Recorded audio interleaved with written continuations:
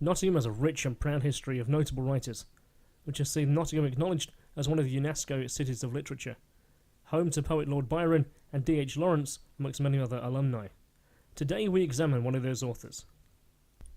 Although born north of the border in Kirriemuir, Scotland, on the 9th of May 1860 as James Michael Barrie, James Michael Barrie, better known as J.M. Barrie, would spend some of his time and his early career working his craft as a writer in Nottingham for the newspaper The Nottingham Journal, whose offices were on Pelham Street, a little off the Market Square, where there is a large plaque noting J.M. Barrie's contribution and employment from the year 1883 to 1884.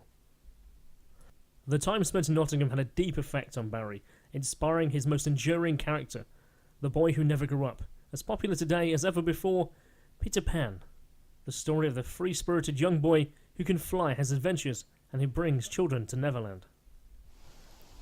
His first inspiration was reported as happening while walking with a friend, George Basil Barham, through the Clifton Grove one afternoon, where Barrie chanced upon a child dressed in rags playing around the trees. "See that lad?" Barrie is reported to have said. "His name is Peter, and he's lost his shadow. His sister's pinned that rag on him for a shadow."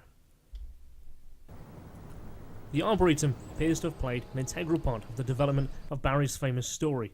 Barrie took up to living on Birkland Avenue, just off Peel Street, bordering the Nottingham Arboretum.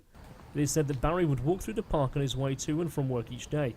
The beautiful city park featured an aviary, a wildlife pond, wide open, sprawling grassland, unique flora and wonderful walkways, tended gardens, and an oriental bell tower surrounded by Crimean cannons. Many of those aspects find their way into J.M. Barrie's story as a description of Neverland. The pond with a rockery island is thought to be the inspiration behind Neverland's Mermaid Lagoon, the cannons perhaps inspiring visions of pirates and the creation of the formidable Captain Hook.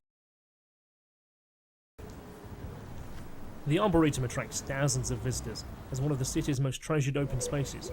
Statues of Fergus O'Connor and Samuel Morley.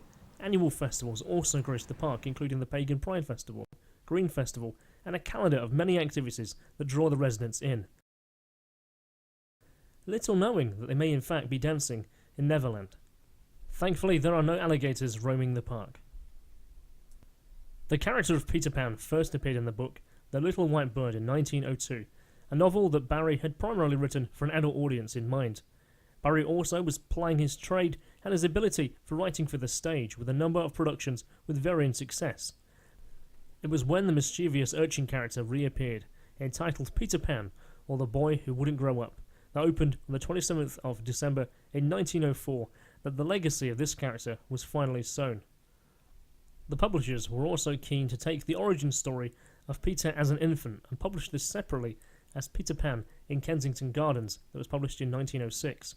In 1908, Barrie wrote a sequel to The Boy Who Wouldn't Grow Up, entitled When Wendy Grew Up, an afterthought. And between stage productions and correspondence with notable people of the time, he published Peter Pan and Wendy in 1911, incorporating the original story enveloped with the events of the sequel play. It would be remiss not to include something about the appearance and the attributes of Peter Pan. At face value, on popular thought perhaps, Peter Pan resembles Robin Hood. Greens, a tunic, a feathered cap. And here we are talking about the Nottingham connection. The truth is, these are far between though. J.M. Barrie never took to describing Peter Pan's appearance, leaving it solely to one's imagination in the literary works, other than to say he still had his baby teeth. In Peter and Wendy, he describes his attire as that of clad in skeleton leaves and the juices that flow from trees. On stage though, Peter always wore red and wore dark green tights, and always played by petite women. The green, as it is with Robin, is perhaps more to do with Disney's lasting impression. In the Disney films, Peter wears an outfit that consists of a short-sleeved green tunic, tights made of cloth, and a cap with a red feather in the brim, with added elf ears, brown eyes, and his hair is red.